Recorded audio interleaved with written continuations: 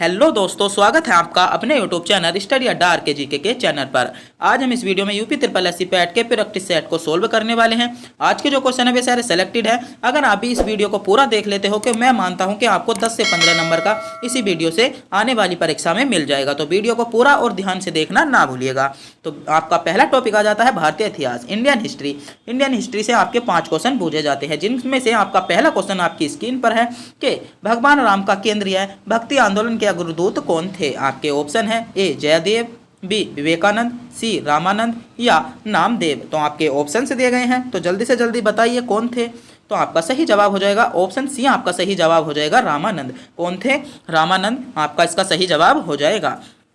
आपको प्रत्येक क्वेश्चन में कुछ टाइम मिलेगा, जिसमें से आप इनका क्वेश्चन को जज कर सकते हो या कमेंट बॉक्स में आप इन क्वेश्चनों का जवाब भी बता सकते हो। क्योंकि कुछ स्टूडेंट बोल रहे थे कि सर आप एकदम से ही इनका उत्तर बता देते हो, हमें जज करने का टाइम दिया करो। तो आपको प्रत्येक क्वेश्चन में आपको जज करने का टाइम मिलेगा। तो आपका दूसरा क्वेश्चन है, महावीर स्वामी को मोक्ष कहाँ पर प्राप्त हुआ था। महावीर स्वामी को मोक्ष कहाँ पर प्राप्त हुआ था। आपके ऑप्शन है ए पाटलिपुत्र में, बी पावापुरी में, सी उज्जैन में या लुम्बिनी में। तो कहाँ पर प्राप्त हुआ था? तो आपका सही जवाब हो जाएगा ऑप्शन बी पावापुरी में। पावापुरी में महावीर स्वामी को मोक्ष प्राप्त हुआ था। तो ऑप्शन बी आपका सही जवाब हो जाएगा। आपका अगला क्वेश्चन है, भारत में प्रथम मुगल सम्राट कौन था। भारत में प्रथम मुगल सम्राट कौन था। आपके ऑप्शन है ए शाहजहां, बी बाबर, सी हुमायूं या अकबर। तो कौन था? तो आपका सही जवाब हो जाएगा ऑप्शन सी, आपका सही जवाब हो जाएगा हुमायूं। जो बाबर में प्रथम मुगल सम्राट था कौन था? हुमायूं था। तो ऑप्शन सी आपका करेक्ट जवाब हो जाता है। आपका अगला क्वेश्चन है, हर्षवर्धन के काल में भारत में आने वाला चीनी यात्री कौन था। जो हर्षवर्धन के काल में भारत में चीनी यात्री आया था वह कौन था। आपके ऑप्शन है ए फायान, बी हेतिंग, सी वांगयाहू या हेंगसांग। तो कौन आया था? तो जल्दी से जल्दी कमेंट बॉक्स में बताइए। तो आपका सही जवाब हो जाएगा हेंगसांग। हेंगसांग कहाँ पर? हर्षवर्धन के समय में आने वाला भारत में चीनी यात्री था। आपका अगला क्वेश्चन है, 1757 में प्लासी के युद्ध में सिराजुद्दौला को किसने धोखा दिया था। जो 1757 में प्लासी का युद्ध हुआ था, किसका प्लासी का युद्ध हुआ था? सिराजुद्दौला को उसमें किसने धोखा दिया था। आपके ऑप्शन है ए हैदर अली ने, बी मीर कासिम ने, सी मीर जाफर ने या अवध के नवाब ने। तो किसने सिराजुद्दौला को धोखा दिया था? तो आपका सही जवाब क्या हो जाएगा? मीर जाफर। मीर जाफर आपका करेक्ट जवाब हो जाएगा। क्या मीर जाफर ने प्लासी के युद्ध में सिराजुद्दौला को धोखा दिया था। आपका अगला जो टॉपिक आ जाता है, क्या आता है? भारतीय राष्ट्रीय आंदोलन। भारतीय राष्ट्रीय आंदोलन से भी आपके 5 क्वेश्चन पूछे जाते हैं, जिनमें से आपका पहला क्वेश्चन है, राष्ट्रीय संघर्ष के दौरान प्रसिद्ध समाचार पत्र केसरी के संस्थापक या जो संपादक थे वह कौन थे। आपके ऑप्शन है ए महावीर कौन? ए महात्मा गांधी, बी पंडित जवाहरलाल नेहरू,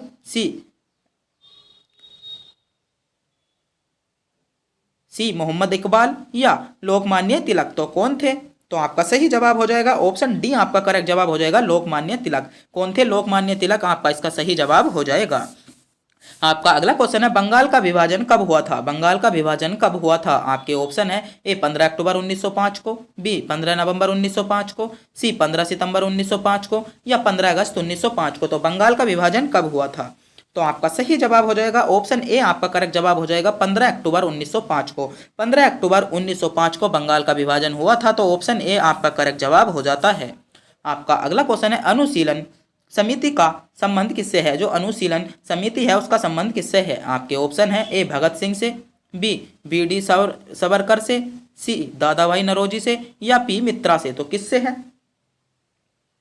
तो आपका सही जवाब हो जाएगा ऑप्शन डी, पी मित्रा से। किसका? जो अनुशीलन समिति है उसका संबंध पी मित्रा से है। तो ऑप्शन डी आपका करेक्ट जवाब हो जाएगा।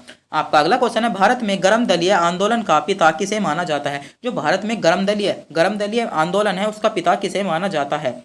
आपके ऑप्शन है ए लाल बहादुर शास्त्री को, बी बाल गंगाधर तिलक को, सी बिपिन चंद्र पाल को या डी किसे? सुभाष चंद्र बोस को। तो किसको माना जाता है? तो आपका सही जवाब हो जाएगा ऑप्शन बी बाल गंगाधर तिलक को। बाल गंगाधर तिलक को भारत के गर्म दलीय आंदोलन का पिता भी माना जाता है। तो ऑप्शन बी आपका इसका सही जवाब हो जाता है।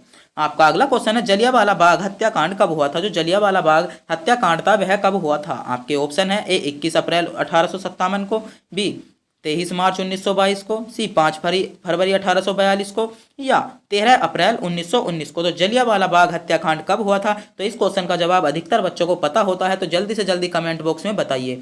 यह क्वेश्चन आपको टेस्ट के रूप में दिया गया है, जिसका जवाब आपको कमेंट बॉक्स में बताना ही होगा। तो मैं एक बार फिर से बता दूं कि आप वीडियो को अंत तक देखिएगा, क्योंकि आप वीडियो आधे में ही छोड़कर चले जाते हो, जिससे आपको कुछ भी समझ में नहीं आता। अगर मान लो अगर आपने यहाँ लो पूरी वीडियो देख ली, मान लिया पूरी वीडियो देख ली, यहाँ से आपको एक भी क्वेश्चन नहीं मिला, तो आगे से है जो आपके अगले क्वेश्चन दिए हैं, क्या पता उनमें से ही आपको 10 क्वेश्चन मिल जाए। तो मैं यही बोल रहा हूँ कि वीडियो को अंत तक देखना ना भूलिएगा। अगर आप वीडियो को अंत तक देखते हो तो मैं मानता हूँ कि आपको एक ना एक क्वेश्चन हर टॉपिक से एक ना एक क्वेश्चन जुड़ा हुआ मिल जाएगा। तो आपको 10 से 15 नंबर के क्वेश्चन इसी वीडियो से मिल जाएंगे। आपका अगला क्वेश्चन है भूगोल। क्या अगला जो टॉपिक आ जाता है भूगोल। ज्योग्राफी से भी आपके 5 मार्क्स के क्वेश्चन पूछे जाते हैं, जिनमें से आपका पहला क्वेश्चन है नागरहोल नेशनल पार्क किस राज्य में स्थित है। नागरहोल जो नेशनल पार्क है वह किस राज्य में स्थित है। आपके ऑप्शन है ए मध्य प्रदेश में, बी कर्नाटक में, सी उड़ीसा में, या राजस्थान में। तो नागरहोल नेशनल पार्क कहाँ पर स्थित है? तो आपका सही जवाब क्या हो जाएगा? ऑप्शन बी आपका सही जवाब हो जाता है कर्नाटक में। जो नागरहोल नेशनल पार्क है कर्नाटक में स्थित है। तो ज्योग्राफी का क्वेश्चन नंबर 1 जो है यही आपके लिए महत्वपूर्ण क्वेश्चन है, एग्जाम में आपको देखने को जरूर मिलेगा, किसी ना किसी सेट में यह क्वेश्चन आपको रखा हुआ मिलेगा। आपका अगला क्वेश्चन है राष्ट्रीय वन अनुसंधान संस्थान कहाँ है। राष्ट्रीय वन अनुसंधान संस्थान कहाँ पर है? आपके ऑप्शन है ए मंसूरी में, बी नई दिल्ली में, सी नागपुर में, या देहरादून में। तो कहाँ पर है? तो आपका सही जवाब हो जाएगा ऑप्शन डी आपका करेक्ट जवाब हो जाएगा देहरादून में। राष्ट्रीय वन अनुसंधान देहरादून में है। आपका अगला क्वेश्चन है भारतीय मरुस्थल को कहा जाता है। भारतीय मरुस्थल को क्या कहा जाता है? आपके ऑप्शंस दिए गए हैं, ए गोबी मरुस्थल, बी सहारा मरुस्थल, डी सी थार मरुस्थल, या आटाकामा मरुस्थल। तो भारतीय मरुस्थल को क्या कहा जाता है? तो कमेंट बॉक्स में बताएं जल्दी से जल्दी। तो आपका सही जवाब हो जाएगा थार मरुस्थल। थार मरुस्थल को भारतीय मरुस्थल के नाम से जाना जाता है। और गोबी मरुस्थल जो है, गोबी मरुस्थल एशिया का सबसे बड़ा मरुस्थल है। और दुनिया का सबसे बड़ा मरुस्थल कौन सा है? सहारा मरुस्थल दुनिया का सबसे बड़ा मरुस्थल है। आपका अगला क्वेश्चन है विश्व का सबसे बड़ा डेल्टा कौन सा है। विश्व का सबसे बड़ा डेल्टा कौन सा है? तो क्वेश्चन नंबर 4 आपका एग्जाम की दृष्टि से बहुत ही महत्वपूर्ण क्वेश्चन बन जाता है कि विश्व का सबसे बड़ा डेल्टा कौन सा है। तो विश्व का सबसे बड़ा डेल्टा सुंदरबन डेल्टा है। तो ऑप्शन ए आपका करेक्ट जवाब हो जाएगा। आपसे पूछा जा सकता है कि विश्व का सबसे बड़ा डेल्टा कौन सा है, तो सुंदरबन डेल्टा है। आपका अगला क्वेश्चन है नर्मदा नदी का उद्गम निम्नलिखित में से कहां से होता है, कौन सा है? जो नर्मदा नदी का उद्गम होता है वह कौन सा है? आपके ऑप्शन है ए सतपुड़ा, बी ब्रह्मगिरी, सी अमरकंटक, या पश्चिमी घाट का ढलान। तो कहां से नर्मदा घाटी का उद्गम होता है? तो आपका सही जवाब हो जाएगा अमरकंटक की पहाड़ी से। अमरकंटक की पहाड़ी से नर्मदा नदी का उद्गम होता है। तो ऑप्शन सी आपका सही जवाब हो जाएगा। आपका जो अगला टॉपिक आ जाता है, क्या आ जाता है? भारतीय अर्थव्यवस्था। इंडियन इकोनॉमी से भी आपके 5 क्वेश्चन पूछे जाते हैं। इंडियन इकोनॉमी आपका महत्वपूर्ण टॉपिक बनकर आता है किसके? यूपी SSC पैट के लिए। जिनमें से आपका पहला क्वेश्चन है वह दर जिस पर रिजर्व बैंक वाणिज्य बैंक को लोन देती है। अधिकतर जो मेरे प्रैक्टिस सेट है उनमें से आपको इन प्रैक्टिस सेटों में से हर किसी ना किसी प्रैक्टिस सेट में यह क्वेश्चन जरूर मिल जाएगा, क्योंकि यह बार बार क्वेश्चन पूछा जाता है कि वह दर जिस पर रिजर्व बैंक वाणिज्य बैंक को लोन देती है वह दर कौन सी है। तो आपका सही जवाब क्या हो जाता है इसका?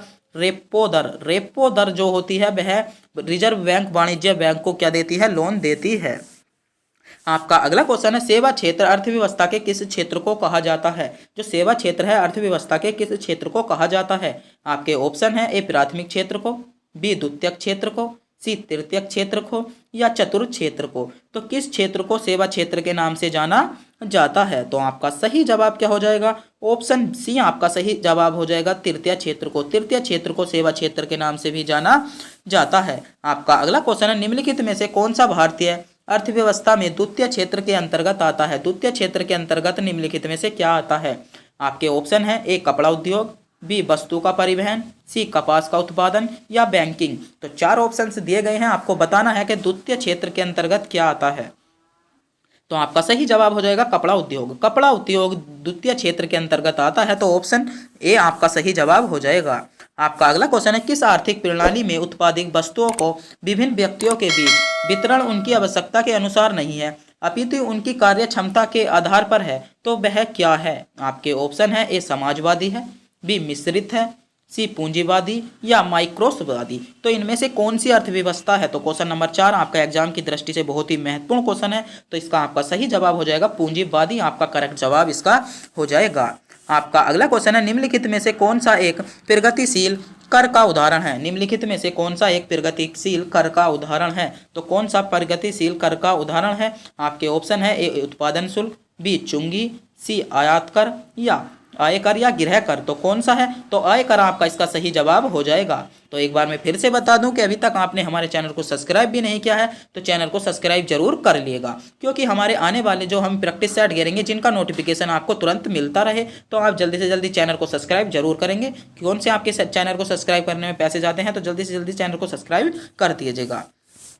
आपका अगला जो भारतीय संविधान या लोक प्रशासन से भी आपके 5 मार्क्स से क्वेश्चन पूछे जाते हैं, जिनमें से आपका पहला क्वेश्चन है, भारतीय संविधान का कौन सा अनुच्छेद भारत को राज्यों का संघ बताया गया है? वह भारतीय संविधान का ऐसा कौन सा अनुच्छेद है जिसमें भारत को राज्यों का संघ बताया गया है? आपके ऑप्शन है ए अनुच्छेद 1 में बताया गया है, बी अनुच्छेद 2 में बताया गया है, सी अनुच्छेद 3 में बताया गया है या डी अनुच्छेद 4 में बताया गया है। तो किस में बताया गया है?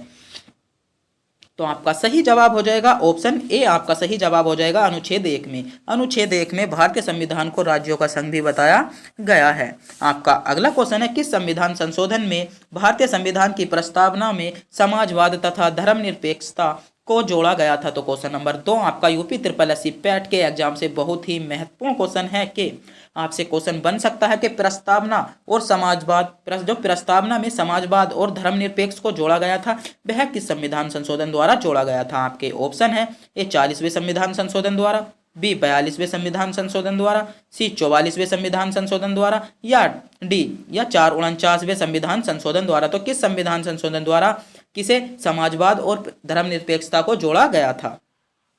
तो आपका सही जवाब हो जाता है ऑप्शन बी, आपका करेक्ट जवाब हो जाता है 42वें संविधान संशोधन द्वारा किसे समाजवाद और धर्मनिरपेक्षता को जोड़ा गया था। आपका अगला क्वेश्चन है, मंत्रिपरिषद सामूहिक रूप से किसके प्रति उत्तरदायी है? मंत्रिपरिषद सामूहिक रूप से किसके प्रति उत्तरदायी है? आपके ऑप्शन है ए लोकसभा के प्रति उत्तरदायी है, बी राष्ट्रपति के प्रति उत्तरदायी है, सी राज्यसभा के प्रति उत्तरदायी है या प्रधानमंत्री के प्रति उत्तरदायी है। तो आपका सही जवाब क्या हो जाएगा? ऑप्शन ए आपका सही जवाब हो जाता है लोकसभा के प्रति उत्तरदायी है। आपका अगला क्वेश्चन है, स्वतंत्र भारत के पहले भारतीय गवर्नर जनरल कौन थे? स्वतंत्र भारत के पहले भारतीय गवर्नर जनरल कौन थे? आपके ऑप्शन है ए चक्रवर्ती राजा गोपालचारी, बी रुद्रनंदा सिंह, सी लॉर्ड माउंटबेटन या डॉक्टर राजेंद्र प्रसाद। तो भारतीय संविधान के पहले गवर्नर जनरल कौन थे? तो इस क्वेश्चन का जवाब भी आपको कमेंट बॉक्स में बताना होगा। आपका अगला क्वेश्चन है, संपत्ति के अधिकार को किस संविधान संशोधन द्वारा हटाया गया था? जो संपत्ति का अधिकार है उसे किस संविधान संशोधन द्वारा हटाया गया था? आपके ऑप्शन है ए 44वें संविधान संशोधन द्वारा, बी 42वें संविधान संशोधन द्वारा, सी 36वें संविधान संशोधन द्वारा या 52वें संविधान संशोधन द्वारा। तो आपका सही जवाब क्या हो जाएगा? आपका ऑप्शन ए आपका करेक्ट जवाब हो जाएगा 44वें संविधान संशोधन द्वारा संपत्ति के अधिकार को हटाया गया था। आपका अगला जो टॉपिक आ जाता है सामान्य विज्ञान, जनरल साइंस से भी आपके 5 मार्क्स के क्वेश्चन पूछे जाते हैं, जिनमें से आपका पहला क्वेश्चन आपकी स्क्रीन पर दिया गया है और महत्वपूर्ण क्वेश्चन है, किस रक्त समूह को सर्वदाता समूह कहा जाता है? किस रक्त समूह को सर्वदाता कहा जाता है? आपके ऑप्शन है ए को, बी को या ए बी को या ओ को। तो किस रक्त समूह को सर्वदाता कहा जाता है? तो ब्लड ओ को। किसे? ओ को। ऑप्शन डी आपका करेक्ट जवाब हो जाएगा। और ए बी को सर्वग्राही कहा जाता है। आपका अगला क्वेश्चन है, सापेक्ष आर्द्रता मापने के लिए किस उपकरण का प्रयोग किया जाता है? सापेक्ष आर्द्रता मापने के लिए किस उपकरण का प्रयोग किया जाता है? आपके ऑप्शन है ए हाइग्रोमीटर का, बी हाइड्रोमीटर का या बैरोमीटर का या पाराबाला थर्मामीटर। तो किसका प्रयोग किया जाता है? तो क्वेश्चन नंबर 2 आपका एग्जाम की दृष्टि से बहुत ही महत्वपूर्ण क्वेश्चन है, तो जल्दी से जल्दी कमेंट बॉक्स में इस क्वेश्चन का जवाब बताइए। तो आपका सही जवाब हो जाएगा ऑप्शन ए, आपका करेक्ट जवाब हो जाता है हाइग्रोमीटर। हाइग्रोमीटर को सापेक्ष आर्द्रता मापने के लिए उपकरण का प्रयोग किया जाता है। आपका अगला क्वेश्चन है, डैश डैश सूर्य के प्रकाश को 7 वर्णों में विभाजित कौन करता है? सूर्य का जो प्रकाश है उसे 7 वर्णों में विभाजित कौन करता है? आपके ऑप्शन है ए अवतल लेंस, बी उत्तल लेंस, सी या प्रिज्म या अवतल दर्पण। तो क्वेश्चन नंबर 3 भी आपका महत्वपूर्ण क्वेश्चन है। इस क्वेश्चन का जवाब आपको कमेंट बॉक्स में बताना होगा कि सूर्य के प्रकाश को 7 रंगों में कौन बांटता है। आपका अगला जो क्वेश्चन है क्वेश्चन नंबर 4, आपका महत्वपूर्ण क्वेश्चन है कि किस तापमान पर जल वाष्पीकरण मतलब जल का वाष्पीकरण होता है। तो किस तापमान पर होता है? आपके ऑप्शन है ए 273 कैलोरी पर, बी 100 कैलोरी पर, या 373 कैलोरी पर, या 0 कैलोरी पर। तो किस पर होता है? तो ऑप्शन 3 आपका सही जवाब हो जाएगा, 373 कैलोरी इसका करेक्ट जवाब हो जाएगा।